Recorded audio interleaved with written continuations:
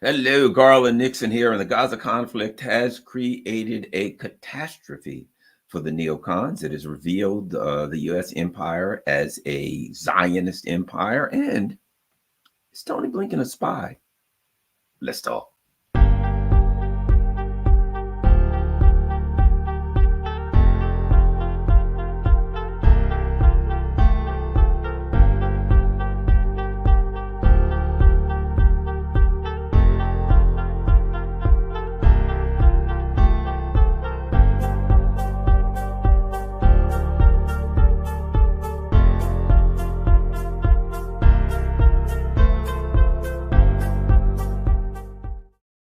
Hello.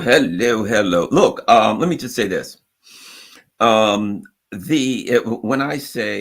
I look at the Gaza conflict, before we get started, when I look at the Gaza conflict for the catastrophe that it is for the neocons, for the U.S. empire, etc., the big foundation of that is here. I'm a firm believer in this. The ruling elite, more than anything, fear internal uprising, more than the enemies and adversaries that they create of their own merit for, to justify their wars, to justify their international aggression, to justify cracking down and tamping down on the rights, as I call them, privileges, as they see them, privileges that can be revoked at any time, that by their grace, they allow the nobodies like us, right? That all of that comes together. And their big fear is internal uprising. Their big fear is that one day we'll wake up to the reality that there's more of us than there are of them, and that we don't have to listen to them. That's their big fear. So the Gaza conflict has created the fertile ground for internal uprising, internal pushback. And that's their fear, because they got to maintain an illusion of democracy in order to make this thing work. And now that illusion is starting to evaporate, is starting to dissipate, they're in deep and serious trouble. Let's go. Let's start with Tony Blinken. Why? Because this is a fairly interesting thing that I think a lot of people don't take into account. I'm always missing something. I'm always losing something.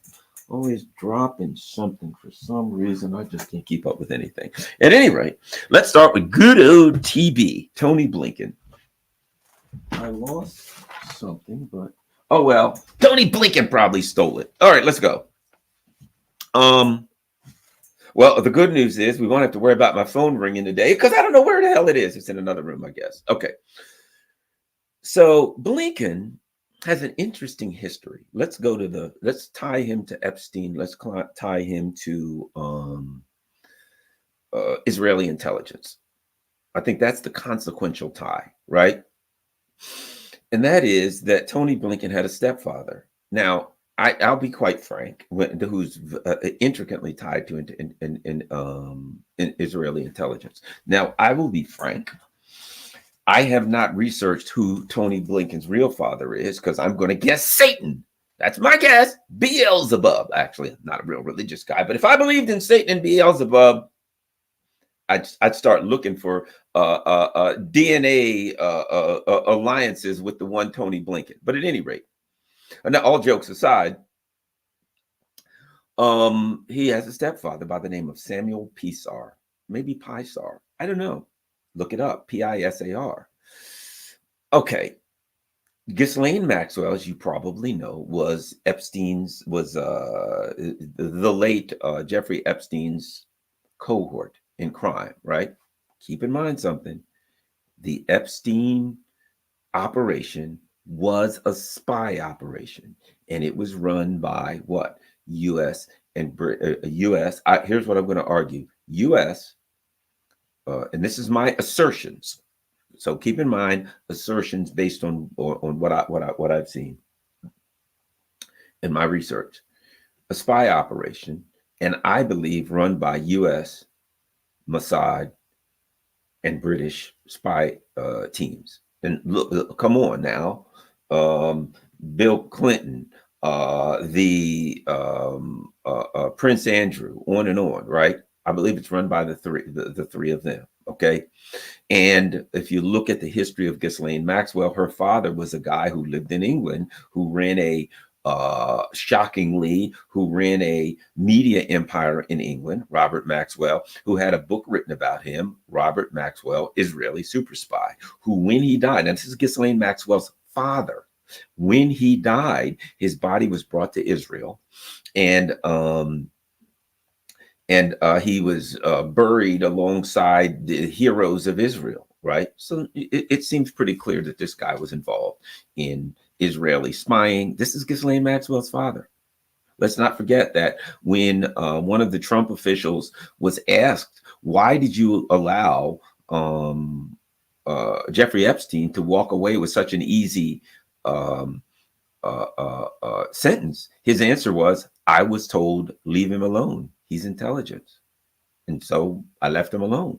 And the Trump people that were interviewing this guy said, oh, okay, that's good enough. Because everybody, let's face it, everybody knew that Jeffrey Epstein was intelligence. You know, I've gone to I've gone to the U.S. Virgin Islands, St. John and St. Thomas. While I was there, I made it a point to go look at Epstein Island to see where it is. I understand it's been sold or whatever. Gee, I wonder who the money went to. But at any rate, who sold it? Who had the deed? But at any rate, so I looked at Epstein Island. You know, one of the interesting things about Epstein Island, there sits Epstein Island, right? The island here, here's an island, U.S. Virgin Islands. Here's an island, British Virgin Islands. If you go from the U.S. Virgin Islands to the British Virgin Islands, you know, I guess you need a passport or whatever, you know, I don't know if do you need a passport? Yeah, I guess you need a passport, whatever the case may be, right? U.S. to British. So you've got the U.S. and British boundaries within eyesight. And there sits Epstein Island between the U.S. and British Virgin Islands. Isn't it interesting that the location they chose, of all places in the world, is one that sits right between an island that's the U.S. and an island that's boundaries of British.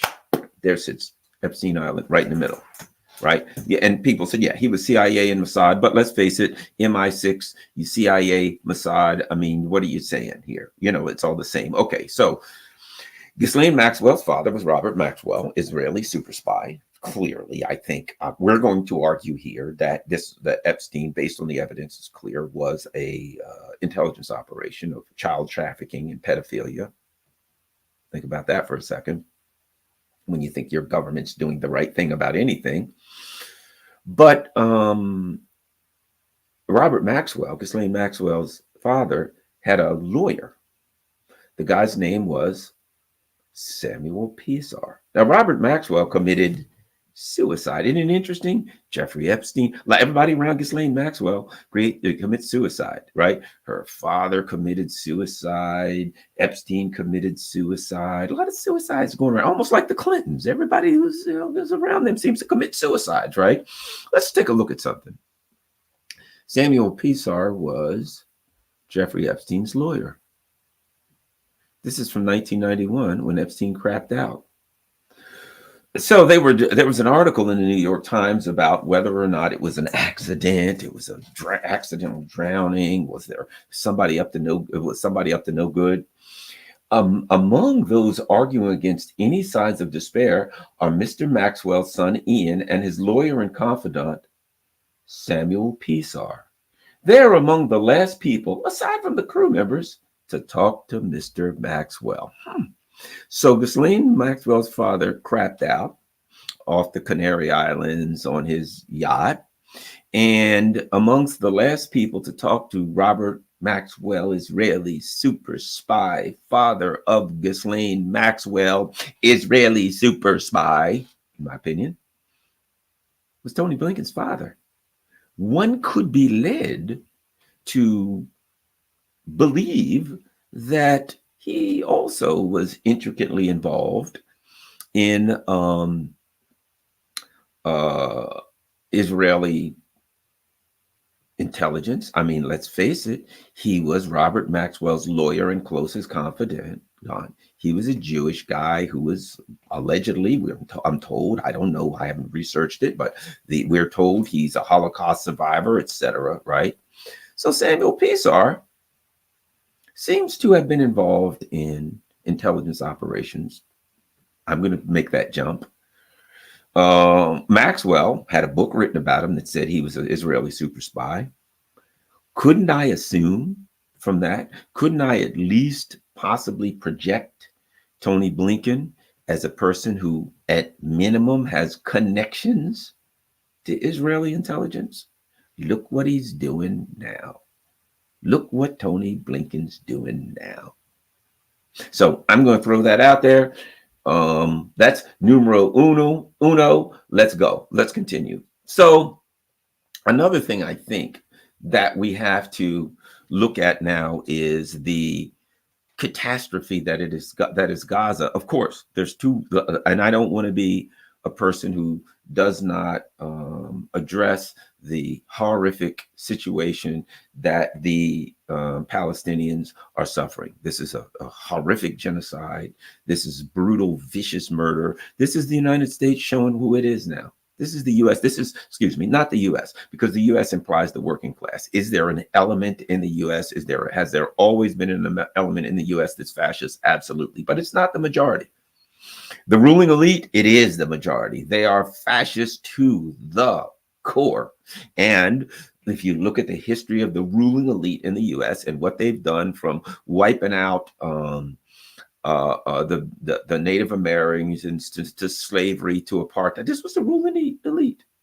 They always dragged the working class along with their apartheid and all that kind of stuff, made excuses and reasons why they should go along. But these were always the policies of the ruling elite. Look what they did in South America, wiping people. You can go all over the world. The ruling elite of Britain, ruling elite of the U.S., have always been vicious, brutal, and all throughout Europe, if you're honest, vicious, brutal, genocidal monsters. And they've always dragged the working class along with them. And they've always been able to kind of bribe them and say, you're getting something, benefits out of our international genocidal tendencies, so keep your mouth shut. Or they just plain old, lied to them. Oh, no, everything's fine. We're going around the world making good business deals with people. It's not, we're stealing their stuff, right?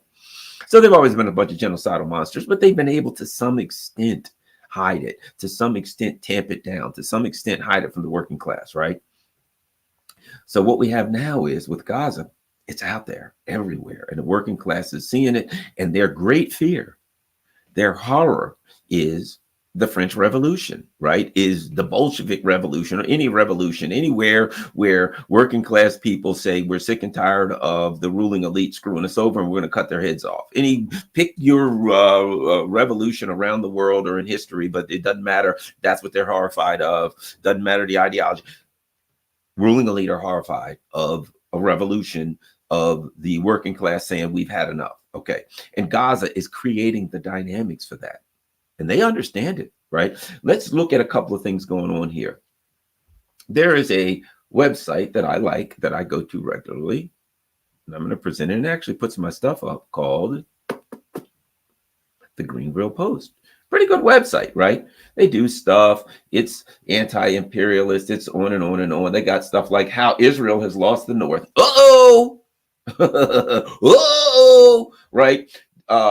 Jeffrey Sachs, Tucker Carlson interview. Me and Latham Maroof. They've got Judge Napolitano. Went, oh no, not Scott Ritter, right? On and on and on. You can find art, ignorance, its uses and nurture, or why U.S. democracy is an illusion, right? They got good stuff here, right? There's another mind. U.S. green light strikes on Russia. You could go on and on. There we go. Michael Hudson. He's great. Love Michael Hudson. A lot of good stuff, right? Washington fomenting. So you can see all this stuff going on here. Building eager armies, helping colonize their own nations, right? They got, that's our buddy, Brian Berletic. So they got a lot of stuff. Danny Highfeld. They got a lot of stuff. Oh, look at that. Jimmy Dore, right? Okay. So you got a lot of stuff there that the imperialists, the monsters, the warmongers, the genociders, whatever term you use, don't like. I found that recently I was clicking to go on there. Let's look at what I kept seeing. I was sharing trying to share the Greenvill Post with people, and look at this. I click on the Greenvill Post, various articles. This link looks suspicious. Look at this. This link opens a site that might be harmful. What the hell? Harmful?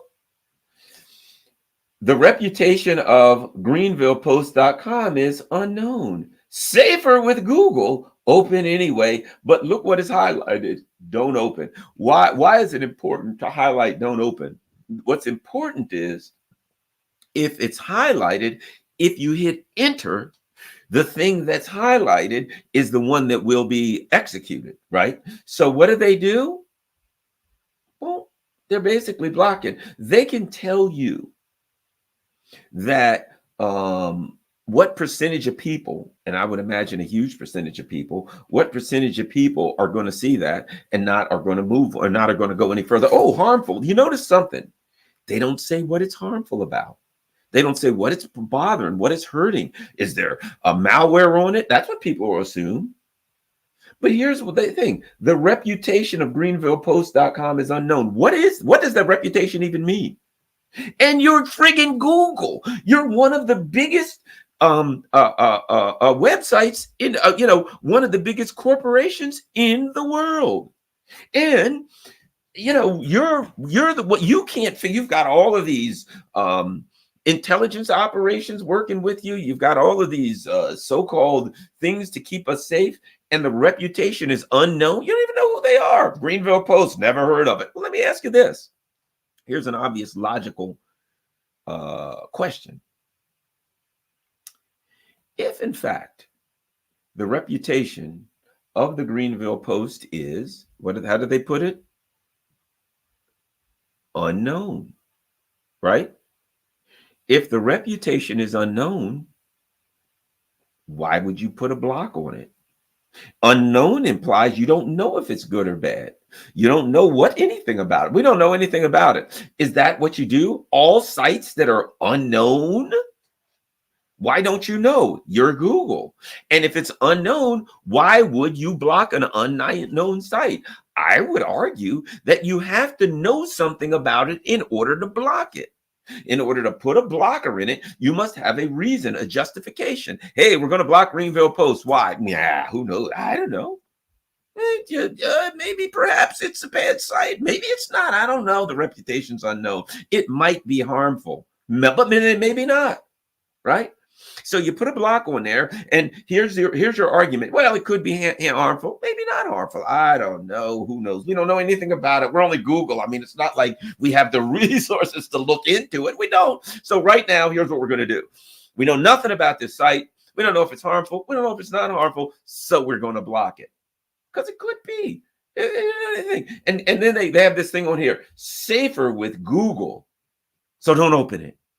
Whatever you do, don't open it. Because we're here to keep you safe from sites that we know nothing about. And we don't even know anything about their reputation. We don't know if they're harmful or not. So we're here to keep you safe from sites that we don't even know if they're harmful. But by that argument, by that logic, you should put that warning on damn near every site.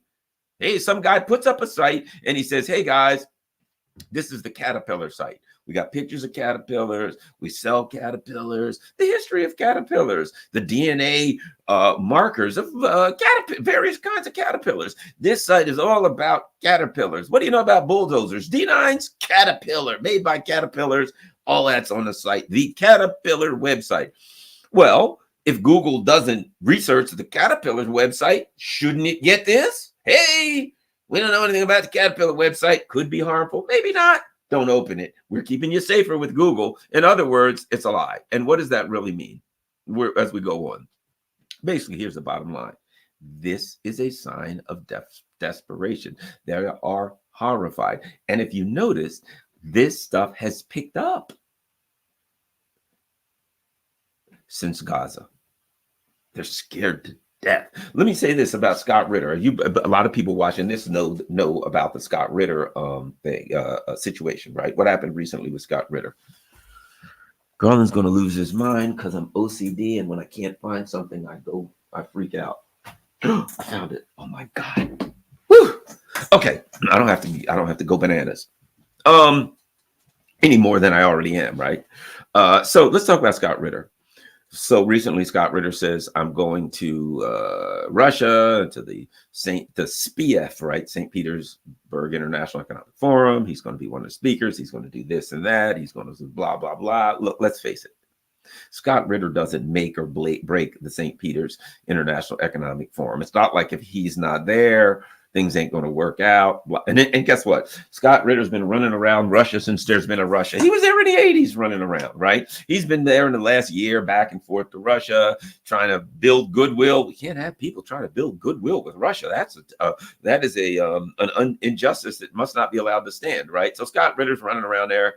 He's doing his thing in Russia. He's going back and forth. He's eating borscht and, I don't know, drinking vodka. I'm just throwing out that, and talking to Russian people, right? Trying to bring goodwill. You and I might think that's a good thing. So there are a lot of people who looked at what happened to Scott Ritter and said, hey, this is about Russia, not me. The other thing that Scott Ritter's been doing, because he didn't just start that. He's been doing this for several years now. He's writing books. What has he written? 8, 9 books. I don't know. He's written books about this. He's been doing this for a long period of time. In fact, since the special military operation started, he's been doing it. And they let him go back and forth. They didn't do anything. But what's changed? Gaza. Scott started off trying to, like the rest of us, feel this thing out. He looked at it and he's like, oh, this is bad news. But he got more and more vocal. And now Scott ain't playing with Gaza. He's straight out there. This is horrible. This is genocide. He's saying things that the neocons and the Zionists really don't like. And let me tell you, in what I consider a Zionist empire, I consider the U.S. empire to be a pure Zionist empire. I mean, come on. Biden admits to being a Zionist. Is Blinken a Zionist? Is Sullivan a Zionist? Is everyone in his cabinet, are they all Zionists? Yes. Go look around the Center for Evil Strategic Brutality and all of the rest of these think tanks that support that these people go back and forth. They're Zionists. On and on and on. It is at its core, this is a Zionist empire in a country where the people ain't Zionist. I think we have a conflict. I think we have an ideological conflict here. So Scott Ritter's been blasting them. He's been letting them have it. He's been giving them what for, why not, and do it and don't do it again. And what happens? And now they crack down on Scott Ritter. The Greenvill Post. Greenvill Post has been doing its thing for quite a while, long time. And what happens? We got to crack down on them. I argue that this crackdown is the Zionist crackdown. Scott Ritter, and we're going to see more. Why? Because what the conflict has created, more so than the Russian conflict. The Russian conflict is their fear that we'll lose to Russia because they're going to lose to Russia, right? And which is big problems for them on the international scale. But that ain't their biggest fear.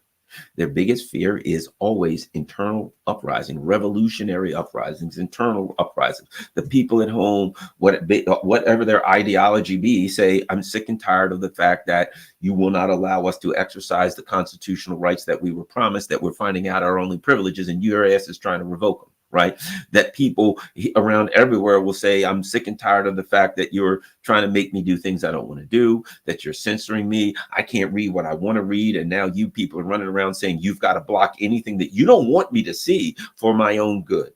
I don't want that. I have on my Twitter account, on my social media account, whatever, I've got ways to mute people. I got ways to block people. Come on, I got a mouse here. If I don't want to read something, I don't have to read it. I don't need you people going around censoring it, saying you can't read this because it's in your best interest. Here's the thing about it. In this new crisis of legitimacy, the ruling elite argues that they have the intellectual and the ideological wherewithal to evaluate information in our best interest, right? And to protect us, that they have the moral authority to protect us from bad information. Where we look at it and we say, you are the ones that are feeding us bad information. We're going to go elsewhere. We're going to listen to other people. Now we have a conflict, don't we? We have the ruling elite saying we have a right to tell you what's good, bad, right, or wrong, what's just and unjust, what's safe and unsafe when it comes to information. And you have the people saying we don't agree with you because we don't believe that you're acting in our best interest. You don't even work for us. You don't care about us. In fact, it seems like you don't like us, and you're brutally cracking down on us. You're beating up our students. You're doing we don't even get a say anymore. We don't like it. So now we have a contradiction, the kind of contradiction that creates, as I've said, for those who say, hey, are we close to civil war? I say any civil war we have will look a whole hell of a lot more like the French Revolution than it does, the war of the 1860s, the war in the 1860s. right? So out of horror, now what they do, they've gone from arguing that they have to protect us from something to just plain old crackdown, to keeping their mouths shut and just doing whatever they got to do to crack down, to come down on us, right? In the same way, you think about it, this has coincided with something. In the Cold War, they argued they had to protect us from an evil ideology. We must protect you from communism. That was the argument, right? That the government, that the ruling elite was there to protect us. You got to be real stupid and naive if you believe that, but a lot of people are.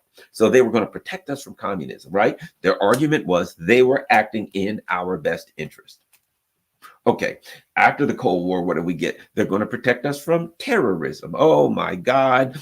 But bin Laden, they're going to protect us from Saddam Hussein and terrorism. He was connected to 9/11 according to their arguments, all that, right? So again, we're going to protect you from terrorism, Saddam Hussein, weapons of mass destruction. We got to protect you because it could be a mushroom cloud. That was all about protecting us from communism, protecting us from terrorism, bin Laden, ISIS, the war on terror. That was all about protecting us. Now, they don't even give a crap anymore. What are their arguments now? Joe Biden was at Normandy the other day saying, we stand for democracy and we must protect the world. So the world from authoritarianism, right? They don't even make an effort anymore. They're done. Hey, ruling elite, are you trying to protect us? Get the hell out of here. No, shut up. Yeah, we're standing for democracy versus authoritarianism. That's it. Are you trying to protect us from some ideology like communism now? Nope. How about terrorism? Screw you. No, we ain't worried about terrorism. What are you trying to protect us from? From not shutting up. Because if you don't shut up, we're going to bash your head in the floor. So we're trying to protect you from us now. So now it's gone from trying to protect the world, us, the American people, right, to trying to protect the world. The idea, you know what it is? It's an admission of something.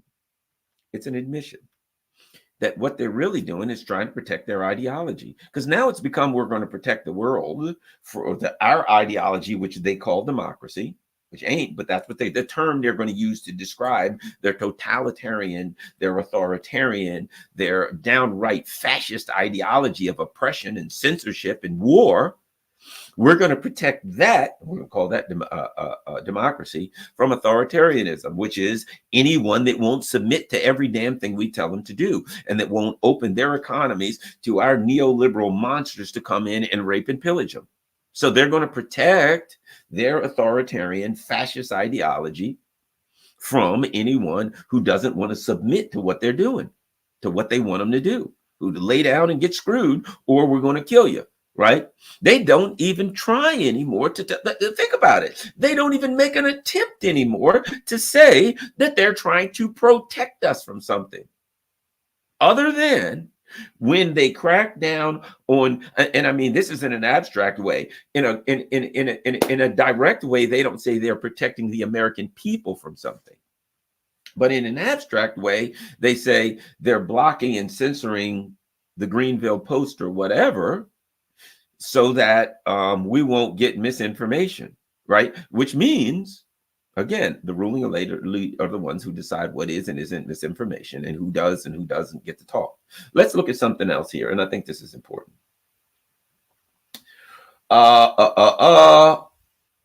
Let's go here. There's an article in the Washington Post regarding the Grayzone.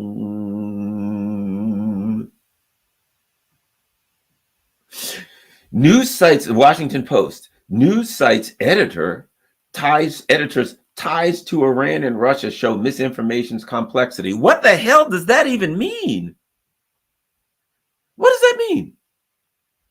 Show misinformation's complexity. What? That doesn't mean anything.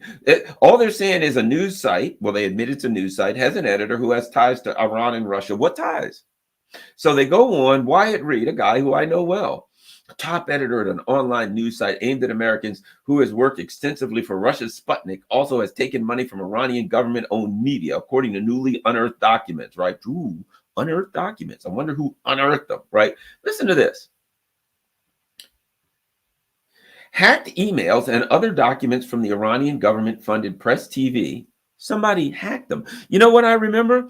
I remember when what was it? The Hunter Biden emails came out, when other stuff came out, when WikiLeaks stuff came out, the Facebook and Twitter back then and all that, putting up, saying we can't show it. Why? Because it's hacked information. Why? What is that? Oh, it's hacked information. We can't show what WikiLeaks is revealing about the US because that's hacked information. Remember, they even had a little label they used to put up about hacked information, right? Sorry, this is hacked. If you remember the Hunter Biden laptop, they said, oh, this may be hacked information. They knew it wasn't, but they said it may be hacked. So we can't show any hacked information because that's taken in a wrong way, right? Hacked emails and other documents, blah, blah, blah. So somebody hacked the Iranian government's press TV. Of course, the Washington Post, which is pretty much a trade rag for the CIA. They're going about hiring a Washington-based editor for the Grayzone. The site's founder, Max Blumenthal, regularly appears on Russian television and once accepted a trip to Moscow. No, not Moscow. Right? They're attacking him, right? Misinformation experts. Oh, misinformation experts say the overlap in funding underscores concern that the spread of falsehoods and propaganda online is entering a more complicated stage as the November election draws closer. Now, wait a minute. How long's Wyatt Reed been doing his thing? For years. I've known him for years. So he's been doing this stuff for years. Now, all of a sudden, the November election is getting close. And because he once worked for Sputnik and he once worked for Press TV, because he once worked for them, he never hid it. Did he ever hide it? It was like on his social media pages. Hey, this is what I'm doing. Never tried to hide it because he once did it. Now, suddenly it has something to do with the November election, but you notice they don't tell us what. Let's keep going. Misinformation experts, in other words, CIA operatives. Okay, what you're reporting, I think, is the most practical example of that convergence we've seen, where you have someone who has deep ties to Iranian state media working for an organization, this is the Grayzone, that we also know as a destination for narrative laundering from Russia. What is narrative laundering? See, here's the thing, think about it, narrative laundering, because they're all about the narrative. All that means is this: the Grayzone says stuff that goes against the narrative of the neocons. And so they're like, it's a destination for narrative. You know, narrative laundering, you notice they make this crap up. Destination for narrative. We're like, what the hell does that mean? That's the idea. They don't want you to know what it means. They want you to scratch your head and say, what the hell does that mean? Destiny, blah, blah, blah, whatever. Notice they point to no specifics. Of course not. And who said this? Emerson Brooking, co-director of the Atlantic Council's Digital Forensics Research Lab. You know, I think I'm going to do something. Atlantic Council. Let's do something.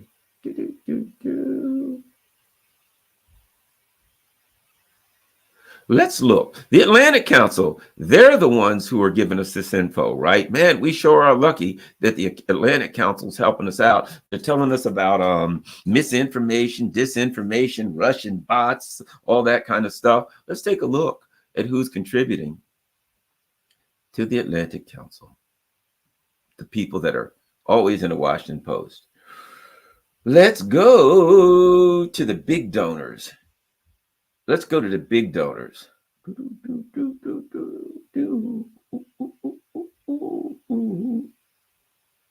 Bank of America.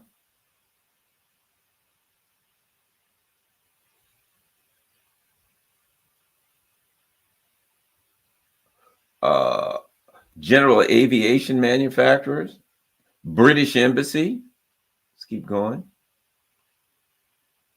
Standard Chartered Bank. Occidental Petroleum, Ministry of Energy of the Republic of Lithuania, Luxembourg Ministry of Foreign Affairs, Henry Kissinger, Amos Hochstein, as I've reported on, delegation of the European Union to the U.S.,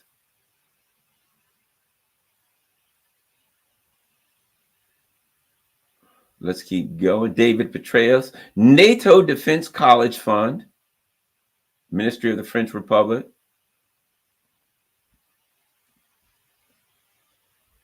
European Investment Bank, European Bank for Reconstruction of Development,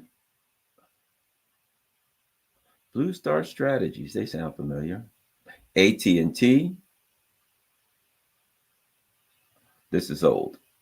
NBC, Universal, National Endowment for Democracy, MIT, Microsoft, JP Morgan,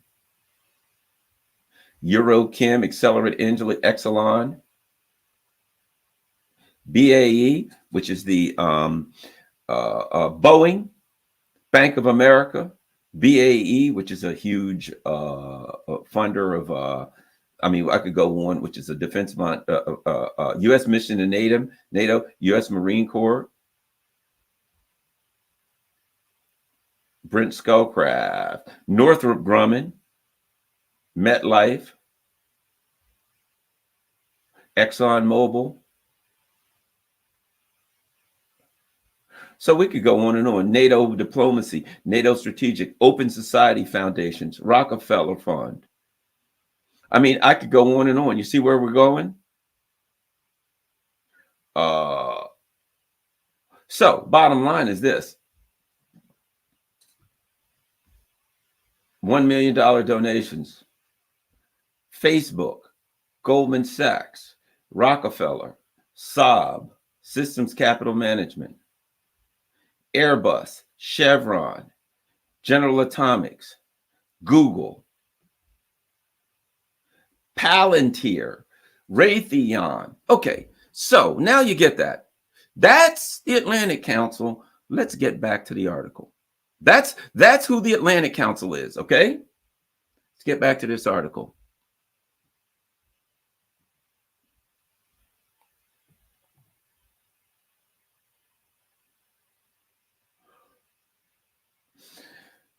Said Emerson Brooking, co-director of the Atlantic Council's Digital Forensic Lab. So the Washington Post is running an article attacking the Grayzone, and they're quoting the Atlantic Council. The Atlantic Council that's funded by Northrop Grumman. The Open Society Institute is funded by Raytheon. It's funded by NATO.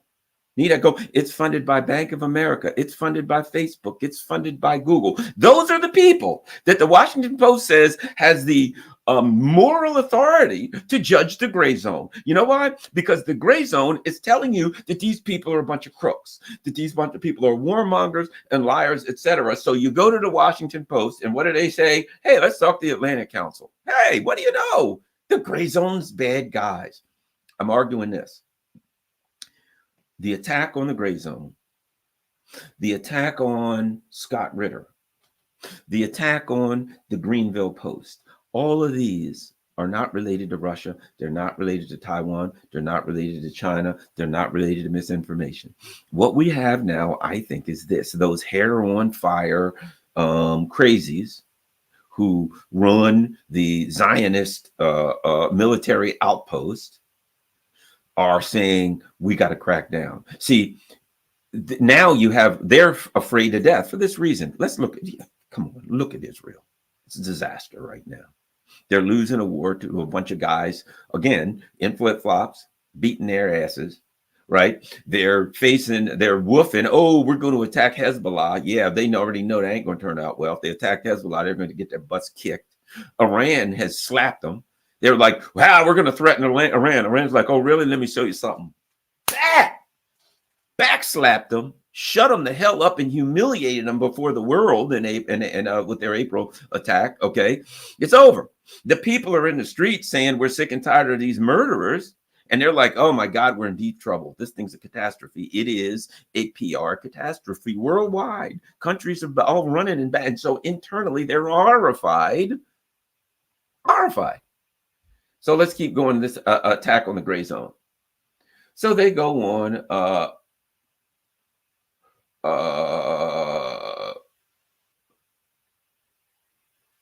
So they're saying that Reed was paid by Iranian broadcaster, and he Press TV. He worked for Sputnik. He has 24 more Grayzone bylines since mid-23 when he was identified as the managing editor, blah, blah, blah. Grayzone post content on web, X, and YouTube has been highly criticized. Listen to this. Here's the key. This is why this article was written.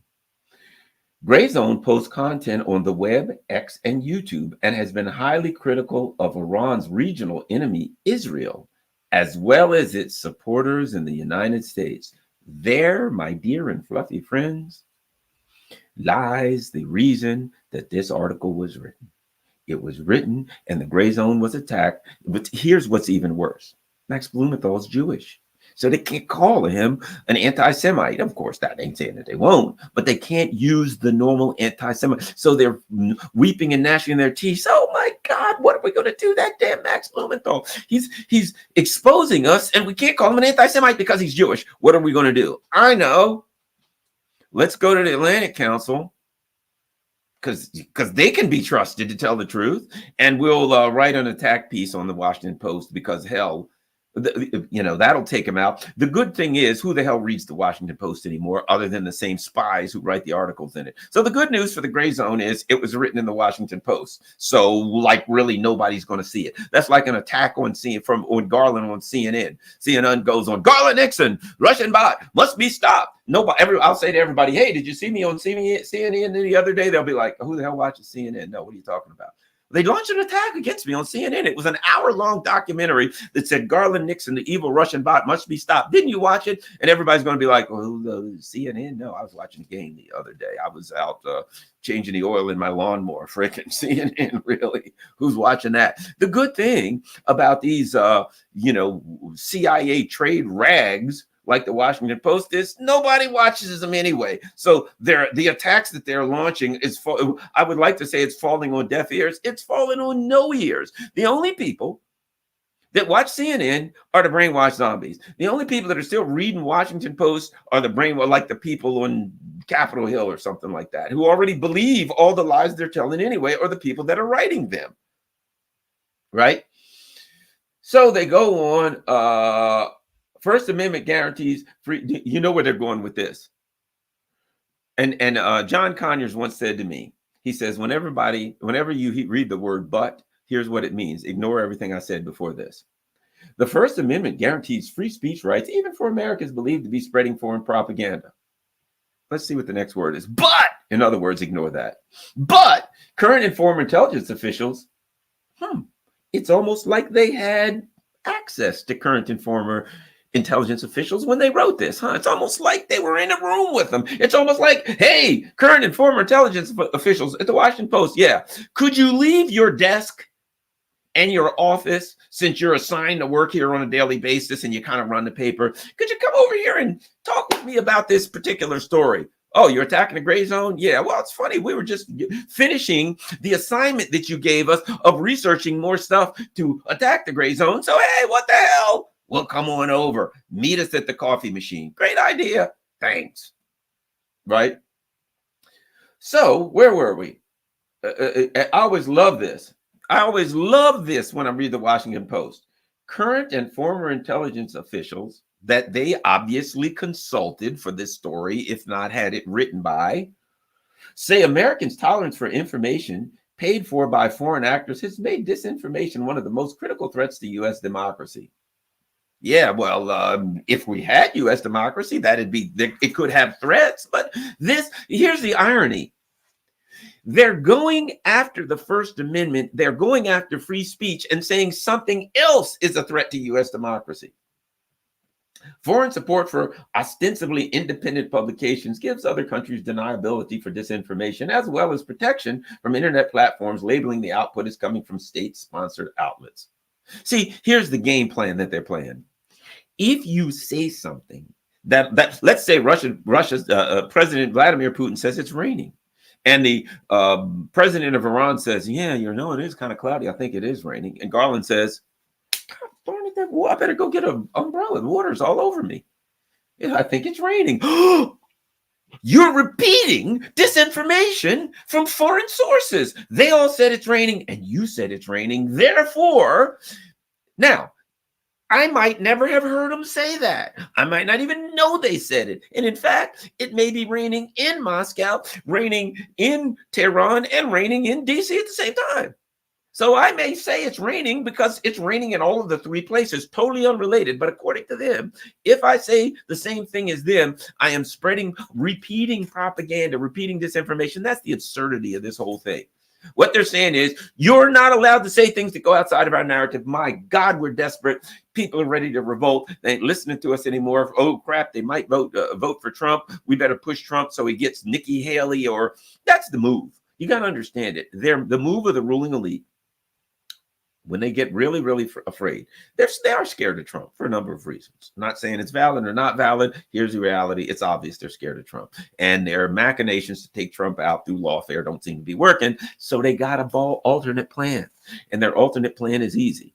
Trump, Nikki Haley, or Tom Cotton, or Mike Pompeo, right? We get the nastiest, evilest, most brutal, most vicious, fascist, warlike neocon that we can possibly get our mitts on. We squeeze Trump to get him. We squeeze Trump. Trump, you know what? You want jail time? I don't want jail time. Tell you what we'll do. You pick Nikki Haley, or here's the three, one of our internal people, or maybe even that old Uncle Tom, a tap dancing a black dude from South Carolina. Maybe they get one of those kind of turncoats.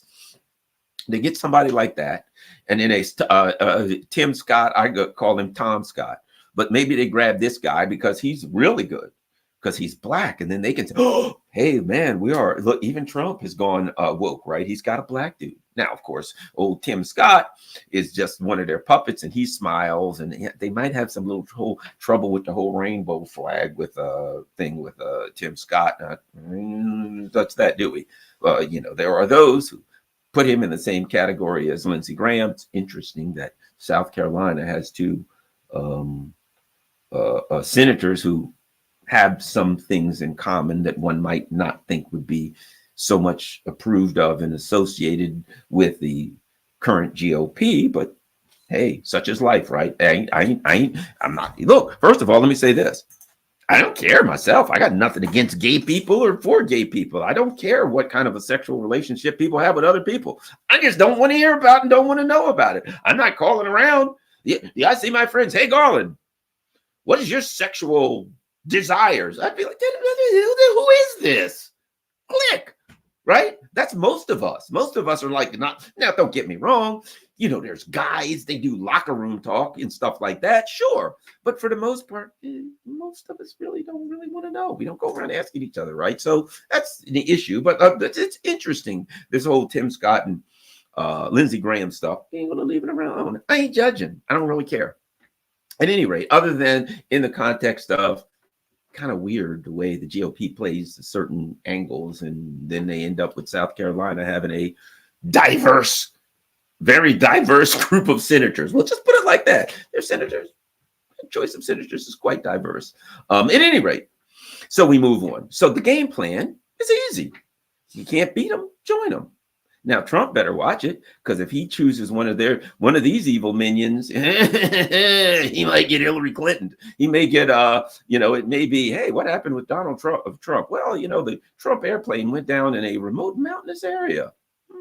Oddly, it's 10,000 feet on a ledge perch. They can't get up there to check the bodies and see if there's bullet holes in the heads or anything like that. Perhaps a missile streak was seen going across the sky, and all of a sudden it went down. Oh, well, guess we got Tom Cotton president now, and Nikki Haley will be you see the game plan. They find Trump guilty. They do all of this, and then they twist his arm and they say, the good news, Trump, is you're going to be president. The bad news is we're going to choose the vice president, and if you don't do what we want, we'll kill you, and then we'll have the president we want. That's the play. In my opinion, could be wrong, but it makes sense to me. Let's keep going. So they go on and they attack some of the other Grayzone. Now, what's interesting is this. The other guy they check, Reed is not the only Grayzone author to have worked for Russian outlets. Grayzone contributor and London journalist Mohammed El-Maazi. Sounds like a guy that the Zionists wouldn't be real thrilled with, huh? A guy named Mohammed El-Maazi. Why do I have a feeling that Mohammed El-Maazi is the kind of guy that the Zionists wouldn't be thrilled about his reporting on particular issues, right? So they go on there. The payments to Reed, documented in the hacked Press TV documents, came before last year when the Iranian outlet was singled out for U.S. sanctions. So the bottom line is, beyond the general ban on imports, blah, blah, blah, Press TV's parent state-owned Islamic of Iran Broadcasting was sanctioned in 2013, which attorneys said automatically barred transactions with subsidiaries without special permission. So what they're saying is, maybe we'll try to squeeze him for sanctions. Maybe we'll threaten him at least. We'll threaten him with sanctions, and we'll go after him. We'll let him know, hey, you're on our list. We're watching you, bro. We're watching you. We're looking at you. It's a threat. It's an open threat.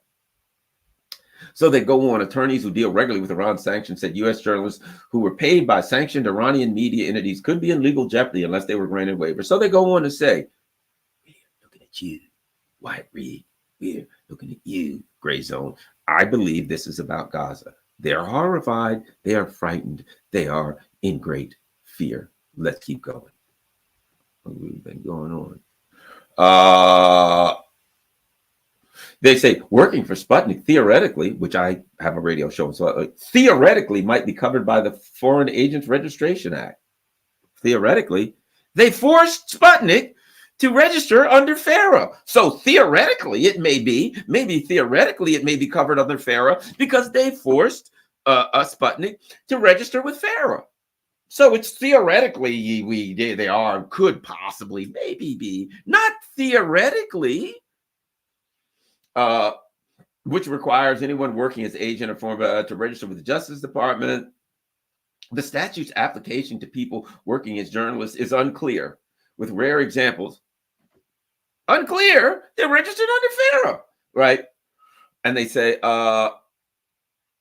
Reed went to occupied Ukraine as an internal observer of the widely condemned. No, most of the world doesn't condemn it. Post-invasion referendums on whether residents wanted their territories to be annexed by Russia.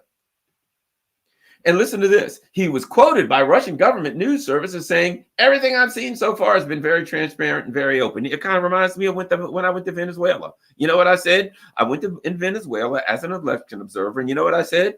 I said, everything I've seen so far has been very transparent and open.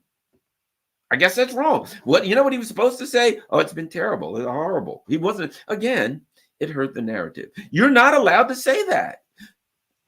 Right? And now, here's the Five Eyes. The Australian Strategic Policy Institute said Russia and China probably had coordinated ahead of a March election in the Solomon Islands to spread misinformation. So now the Solomon Islands voted the wrong way. Russia and China did it. Now, I don't know if you're familiar with what's going on in Georgia, but the U.S. is trying to do a color revolution in Georgia. So this is projection, right? If they go on, Chinese channels have quoted foreign governments collectively view the West and the U.S. as a shared adversary. Grayzone does not disclose its financial backing, little known amongst most segments of the population. It has hundreds of thousands of followers on YouTube and X. Perhaps people want to read what they got to say. That's us. Oh, by the way, those hundreds of dupes and followers, that's us. And the ruling elite must protect us. Aren't we lucky? And sometimes, and its stories sometimes ricochet amongst both the far left and the far right. Oh my God, conservatives and lefties like me and socialists and everybody look at that and say, hey, that's pretty good stuff, which is a problem for them. That's one of the things that upsets them the most. And that is people who are just looking for information that they can learn from, that are looking for research journalism. To them, it's a terrible thing. You can never have that. They have to keep the ruling elite, have to keep the left and the right and all these people fighting amongst each other. And when they find something that everybody looks at and says, you know, that makes sense to me, that's the worst possible thing that could happen. Right now, here's what I love. Ex-owner Elon Musk has helped that. Corresponding on his platform last year with Grayzone personality Aaron Mate, when Mate accused the investigative website Blinken of being a NATO front and said the White House had squelched talk of a negotiated settlement of Ukraine. We do know that the White House squelched talk of a negotiated settlement in Ukraine, and Blinken, there's a lot of evidence that they are a NATO front, right? Grayzone founder and editor Max Blumenthal appears on RT. No! There we go. If you appear on RT, right? So they go on, like many sources of suspected misinformation. So they don't say misinformation. They're suspected misinformation, such as the Washington Post. I suspect that they're misinformation, right?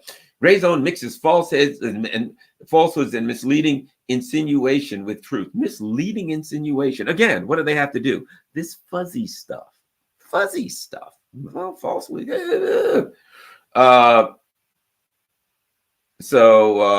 Let's see.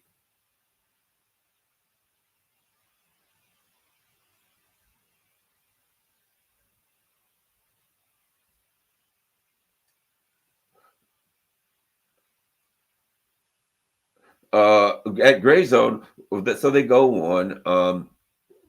At Grayzone, here's the last sentence, right? Always read the last sentence. The last sentence, the last paragraph often tells you what's going down. We're going to read it together. That's why I suspect, a number of reasons, but here's one of the reasons I suspect that this article was written. Listen to this. At Grayzone, Reed's work includes a March story with Blumenthal attacking celebrity chef Jose Andres for trying to feed Palestinians in Gaza via a jetty made with rubble that the authors said would include genocidal biomatter. That's the last sentence. There's another one. Listen to this. Here's another article that they link to in there, right? Look at this other article that they link to in the Washington Post. Very telling. This is from Haaretz, an Israeli paper. Masterclass in manipulation, exposing Max Blumenthal's lies about Israel on October 7th. The Grayzone editor has a history of denying war crimes, so it's no surprise he provided a piece that very selectively uses facts. Uses what? What's he using again? Selectively? I like this admission. Very selectively uses facts. So in their description, in their condemnation of Max Blumenthal's work, they start off with an admission that he's telling the truth. Selectively uses facts, included purposely edited quotes to change their meaning, and grossly plays down the atrocities against Israelis, right? So this is pointed to. This is one of the links they have. Again, that's what this is about, right?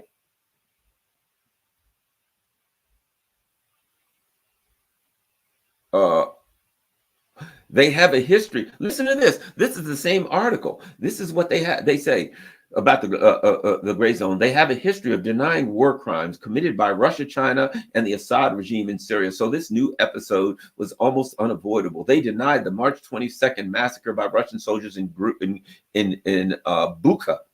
Many people don't know Blumenthal. Some people who know him are still ready to believe him about Israel. I want to expose the deceptive methods in this article. Blumenthal has two goals in this piece. So they tell you what he's trying to do. How would we know? Paint a false picture by which Israel is responsible for most of the victims. To gain credibility, pretend his claim is based on Israeli sources. Then they say, since all his Israeli sources completely contradict the narrative. Well, so wait a minute. You said he's going to pretend that his claim is based on Israeli sources. So I guess it's not. Since all his Israeli sources complete. Well, wait a minute. I thought you said he was pretending that it was based on Israeli sources. But then you say, but those Israeli sources that he's pretending, he's got Israeli sources. Here are sorts of manipulation. Right? He focuses on a few sentences in the article he cites. What's wrong with that? And in fact, if you read when they link to his stuff, they focus on parts of it. He cherry picks the story of the kibbutz, right? He goes on. So they go on. They talk about context, lies by omission. So you've got this whole story. Let's look at the last sentence. Let's see what the last sentence of this says. Blumenthal's the last paragraph is a masterclass in manipulation and bad journalism. He misuses all the Israeli sources. Before they said he pretended that he had sources on which he claims to base his article in order to weave a blood libel, give it credible. The fact that here are sorts to so that here are sorts to so many manipulations and lies says a lot about the narratives he's trying so hard to push. And the fact that too many are treating him in the gray zone as a legitimate source is deeply concerning. So that's in the Washington Post article. That article is linked. So my argument is, numero uno, the gray zone, what's the other one? The Greenvill Post, the attack on Wyatt Reed, the recent attacks on Ritter. These are all people who have been extremely critical in recent months of Gaza, and that not just the criticisms of them, but the criticisms by so many people. The polls, the horrifying polls to the Zionists that say 83% of Democrats, 65% of independents, 56% of Republicans, 70% of Americans in overall are looking for want to stop the genocide ASAP, want a cessation of hostilities. I feel, what have I been drinking already this morning? I can't say cessation. But at any rate, I think that has them horrified. And now what we're seeing is, there was a crackdown, certainly, on dissent when it came to Ukraine and Taiwan. You probably know what happened and blah, blah, blah with Twitter. But the other part of it is that now that people are in the street. Tomorrow, I'm dating. I guess you shouldn't date yourself in videos, but who the hell? Whatever the hell. Tomorrow, Saturday, there's going to be a surround the White House march where many thousands of people, who knows how many, are going to come to D.C. to push back and push back against the Biden administration. I'm looking forward to that. I'm not going to be able to make it. I got something else going on, prior commitment, shall we say? But that's okay. I'd love to make it, but I can't. I'll watch stuff online. Sure, a lot of my friends and stuff will be there. But all of these things are demonstrating they're afraid right now. They're scared to death to do the Democratic convention. They're now saying they're going to do Biden from some Zoom meeting. And, Biden supposedly is going to, God knows how this guy's going to debate Trump. They got to call that off some kind of way. I don't know if you saw Biden at Normandy the other day, but he was trying to, let me see.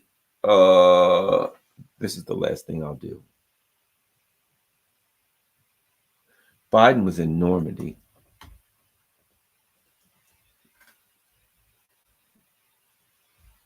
If we can find this.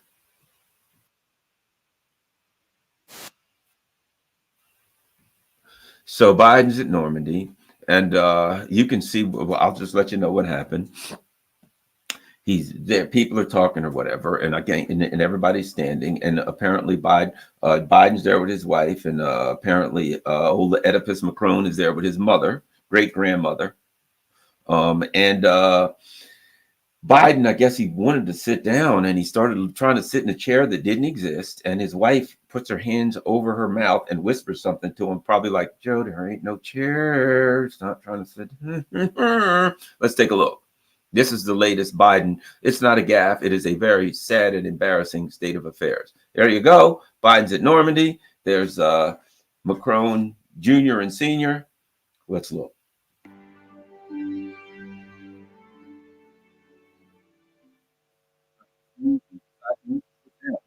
Distinguished guests, please welcome the Honorable Lloyd J. Austin. Watch it. Okay, watch him try to sit down and watch what Jill does. She's like, ain't no chair there, Joe. He's trying to sit Distinguished down. Guests. Watch your hand. Please welcome the Honorable Lloyd J. Austin. No chair. That's the leader of the free world. That's the guy who's standing up to the evil guys. That's our guy, Joe. What can I say? What can I do? All I can do is yap on until they throw us all off, right? All right. Thanks a lot, everybody. I'll end up by saying this. Thank you for everything you do. Thank you for following me, for watching everything. Let me add this. Say, share this on all your social media platforms. You see everything going by. Buy me a coffee, Cash App, whatever the hell. Anybody who can contribute, that's great. If you appreciate it. If you can't contribute, that's fine too. If you can't contribute, simply share this on all your social media platforms, because I'm not on X and stuff like that. That's another story. Isn't that weird? The whole X thing. The latest on the X basically said, Garland, we don't know who you are. They charged me for a year last year for being the blue check mark, right? And then they sent me an email a month later that says, we don't know who you are, so you can't access this account that you just paid a year for. And perhaps I should show you something. Perhaps I should show you the latest.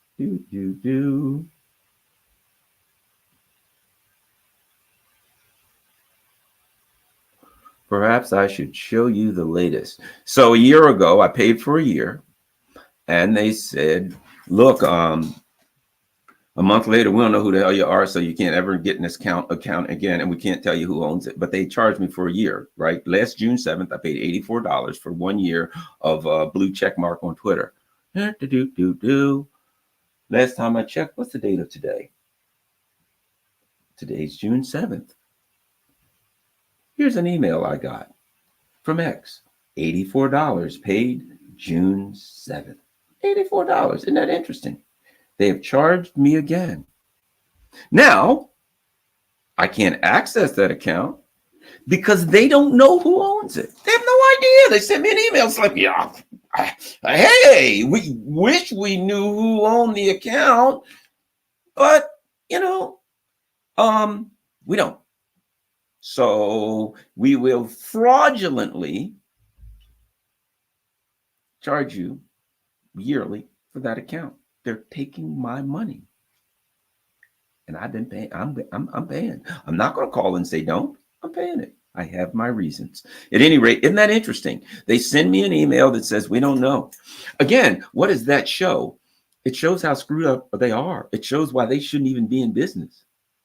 How can you have a business that says we don't know? Can you imagine that? Can you imagine if you got an apartment and you rented the apartment and you had a key and you came back and you paid a year ahead? I'm going to pay a whole year for $2,000 a month. Here's $24,000. They gave you the key and you come home the next one day and you say, hey, my key doesn't work. To what? Apartment 7A. Oh yeah, we don't know who owns that. No, this key worked before. And there's here the receipt. I paid for a year and you guys changed the lock. And they say, yeah, we really don't know who owns the 7A. But would you like to rent another apartment? No, I don't want to rent another apartment. I paid for that one. Well, we don't know who owns it. I'm sorry. We don't have the ability, as they've said. We don't have the ability to figure out who has that. You don't have the ability. Then you shouldn't be renting apartments, should you? Then you're a fraudulent company who are defrauding people of money by the millions, billions, whatever. You're defrauding people. You're going to sell them an apartment, change the lock, and then you can't even figure out who owns it. That's ineptitude. And then the next year comes and the person's moved on and they look and you charge them a second year for the apartment, but you don't know who owns it. That's where I am. Isn't that brilliant? Okay, guys, thanks a lot. Share this on all your social media platforms. Follow me on Rumble, rockfin.com, also ROKFIN.com. Follow me there. And share this stuff on all your social media platforms. Peace. I'm out.